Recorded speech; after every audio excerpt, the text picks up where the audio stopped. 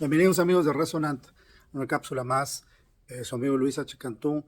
Esta vez vamos a platicar un poquito sobre algo que nos han preguntado mucho en redes sociales con respecto a todo esto, toda esta información que se ventila en redes sociales y en las noticias relacionado con estatus migratorios en Estados Unidos y lo que en verdad está sucediendo, porque ha habido se ha creado bastante confusión en algunos temas y principalmente lo que sucede ante la desinformación es que se empiezan a confundir muchos temas o revolver y empiezan a escuchar algo de aquí, de este lado y de acá y hacen sus propias conclusiones y al final de cuentas, lamentablemente hay muchas redes sociales que lo único que buscan es obviamente hacer viral algún tipo de información y no necesariamente con la realidad. Sí existen cambios, sí existen situaciones nuevas que se están dando con esta nueva administración, pero es importante establecer claramente qué es lo que sí está sucediendo versus lo que se especula. Y vamos a tratar de tener un orden para explicar algunos de los más importantes o los más relevantes. Por ejemplo, había vamos a decirle, un beneficio que existía que era el CBP-1 Parole, que era un estatus migratorio que venía de la administración de Biden, en donde se le permitía a ciudadanos extranjeros tener la posibilidad en algún momento dado, previa comprobación y documentación, poder obtener un estatus migratorio en Estados Unidos. Ese programa fue cancelado y automáticamente se ordenó la revocación automática de todos los beneficios que se le había dado más o menos alrededor de 900,000 personas, 900,000 extranjeros que tenían esos posibles beneficios y esa posible oportunidad de aspirar a un estatus migratorio. Ese programa fue revocado y como consecuencia, se emitieron órdenes de deportación inmediata de esas personas o se les invitaba a que abandonaran el país en forma voluntaria. Eso se publicó oficialmente en los medios oficiales del gobierno, pero lamentablemente también existió una confusión y errores. Esto quiere decir, muchas de esas notificaciones que se mandaron en donde se indicaba que se les estaba dando la orden de deportación automática o inmediata, o se les invitaba para que abandonaran el país, lamentablemente por confusión en el sistema o como lo implementaron, le llegó a ciudadanos americanos, le llegó a abogados que llevaban asuntos de migración y eso creó bastante confusión porque la gente empezó a especular que también se estaba pidiendo la deportación a ciudadanos americanos, a residentes o a gente que estaba legalmente en el país. Eso aceptado por el propio gobierno. Se determinó que fue un error en la plataforma por donde había una aplicación que era el CB Parole App, CBP1 Parole, y en esa misma aplicación, al momento de implementar estas notificaciones masivas, se cometieron errores y fueron a dar a destinatarios que no tenían que llegar, pero se está aclarando y CBP ha emitido comunicados en donde establece que se va a corregir esa plataforma y por consiguiente no debe haber preocupación, al menos en lo que respecta a eso. También hubo muchas modificaciones en cuanto a gente de nacionalidad ucraniana. Son 240,000 a 500,000, que también se les modificó su estatus migratorio, que eso también creó bastante confusión, pero finalmente es una medida que se está tomando específicamente contra estos ciudadanos y no debe de considerarse como algo general. Otro tema que causó mucho revuelo que está siendo analizado a nivel legal, constitucional principalmente, es la famosa desnaturalización. O sea, aquellas personas que fueron naturalizados ciudadanos americanos, que luego se les encontró que cometieron algún crimen, principalmente relacionados con terrorismo, fraude y algunos otros más. Se está intensificando por parte de la administración el querer llegar a un proceso de desnaturalización acelerada para tratar de eliminar esos casos. Esta medida todavía estaba siendo revisada con mucho análisis porque obviamente se trastocan tintes constitucionales que no pueden ser nada más vulnerados de una forma arbitraria. Pero esto no quiere decir que la administración lo está intentando, lo está tratando de empujar y es algo que vale la pena estar al tanto.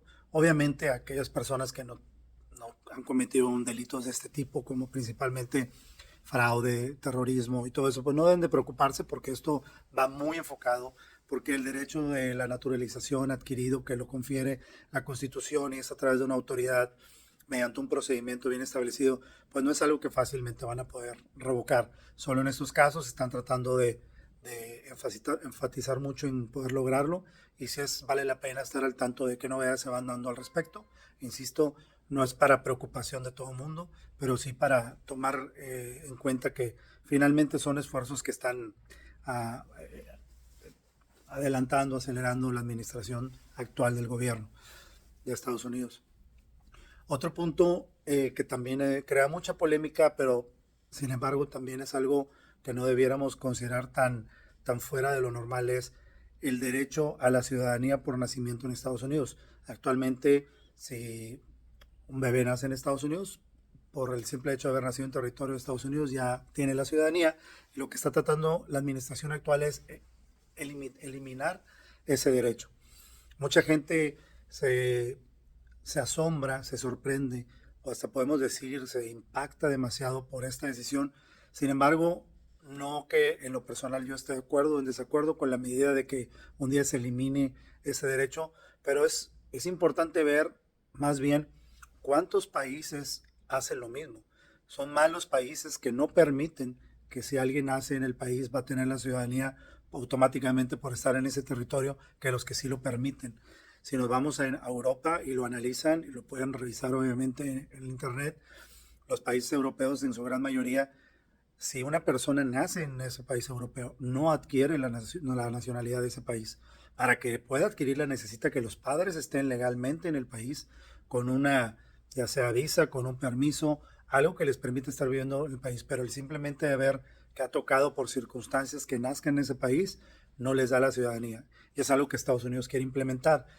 Y, insisto, se hace mucho revuelo de este tema cuando en verdad la gran mayoría de los países no permiten que esto pase. Entonces, tampoco pudiera uno sorprenderse tanto que Estados Unidos lo quiera adoptar, porque es algo que muchos países, y no porque diga si lo hacen los demás hay que copiarlo, sino que tiene algo también de fondo y de sentido, el decir, no porque naces ahí ya tienes el derecho a la ciudadanía, tiene que haber un porqué, ¿no?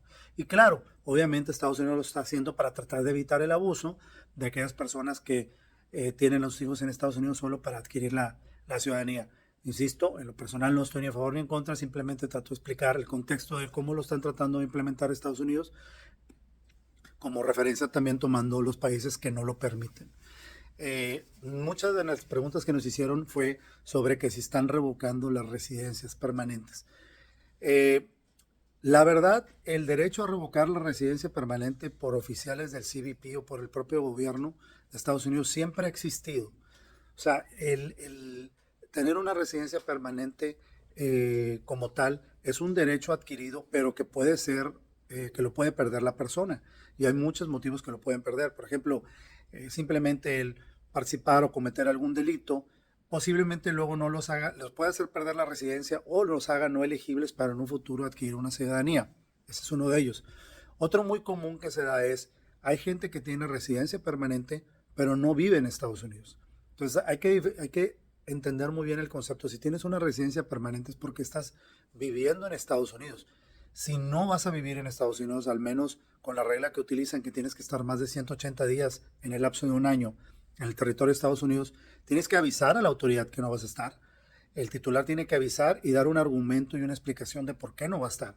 Con ese permiso es posible no estar presente, pero tiene que ser un argumento que no puede ser eterno. Sería por una cuestión de trabajo, por una cuestión familiar, que le impide estar esos famosos 180 días. Pero sabemos que hay mucha gente que tiene la residencia permanente, pero vive en otro país. En consecuencia, la posibilidad de que le revoque la residencia a alguien que no está viviendo en Estados Unidos siempre ha estado latente.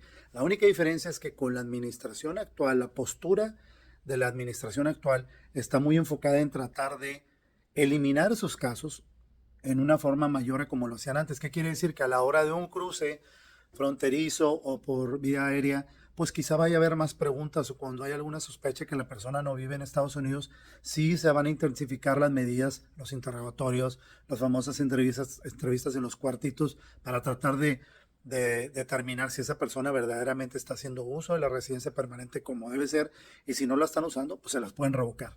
Entonces, no quiere decir que es una situación nueva lo que está haciendo el gobierno de Estados Unidos a través de las dependencias y organismos gubernamentales con los que opera como CBP. No es algo nuevo, simplemente se están intensificando las medidas para tratar de evitar el abuso de esas residencias permanentes que fueron otorgadas, pero que no están siendo utilizadas para el efecto que hicieron. Lo mismo pasa con la gente que porta una visa. Es obvio que sí se ha notado un incremento en lo que es los cuestionamientos, las preguntas, la indagatoria que se hace en los puentes principalmente o en las llegadas por avión para tratar de determinar cuál es el motivo de la visita, si no hay un riesgo que esa persona vaya a tratar de quedarse en el país. También se está intensificando mucho el tratar de evitar que aquellas personas que entran con una visa de turista o turista y negocio, como es la B1, B2, que no alarguen su estadía más allá de lo que les permiten. Si es en frontera son 30 días, si tienen un permiso I-94 o el equivalente que se saca ahora por internet, pues depende por el tiempo que se los den, pueden ser hasta 6 meses. Lo que están tratando es evitar que se extienda esa estadía más allá de lo que permiten la aprobación que tengan. Entonces, hay que no caer mucho en la especulación, hay que no caer mucho en el tratar de empatar ideas porque escuchamos por aquí y por acá. Hay mucha información real, actual en los portales oficiales de las autoridades.